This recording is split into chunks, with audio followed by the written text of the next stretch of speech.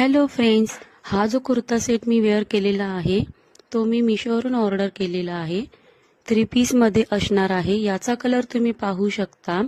Purple असा अतिशय सुंदर आहे. त्याचं फॅब्रिक जॉर्जेट सिल्क मटेरियलमध्ये असणार आहे. क्वालिटी खूपच सुंदर आहे. आलिया कटमध्ये असणार आहे. यावर तुम्ही नेक पाहू शकता.